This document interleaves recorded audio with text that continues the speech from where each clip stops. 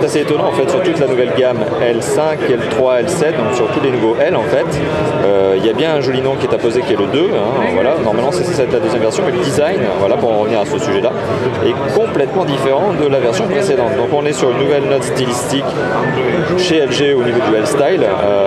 J'aimais bien l'ancien L-Style qui était beaucoup plus en angle, beaucoup plus carré.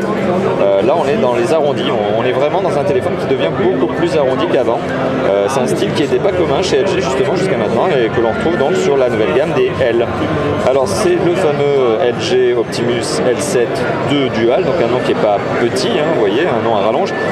Un nom à rallonge donc tout simplement donc dire que Dual, double SIM, ça c'est ce que je vous ai évoqué tout à l'heure. Donc il est bien double SIM. En termes de connectivité, il est relativement complet puisqu'il a du Wi-Fi, du Bluetooth, du GPS et il est aussi usage modem. À côté de ça, c'est un processeur 1 GHz que l'on trouve dans ce téléphone. Voilà, un processeur 1 GHz. J'ai pas la notion de mémoire vive ni de mémoire de stockage pour le moment, mais je les mettrai en annotation sur cette vidéo, mais aussi dans l'article qui sera publié sur notre blog. En termes d'écran, alors on a un écran qui est un 4,3 pouces. C'est un 4,3 pouces True Color IPS. En tout cas, c'est son nom de scène, on va dire. C'est sous son appellation commerciale. Donc c'est un True Color IPS. Donc c'est le nom de la techno qui est utilisé, pardon. On est sur un Android qui est un Android 4.1.2. Les connaisseurs l'auront remarqué qu'on était sur Android de toute façon. Là-dessus, il n'y a rien qui trompe. On est sur un Android très légèrement surcouché en termes de graphique et de fonctionnalité. Alors c'est très léger en termes de graphisme, ça on voit déjà.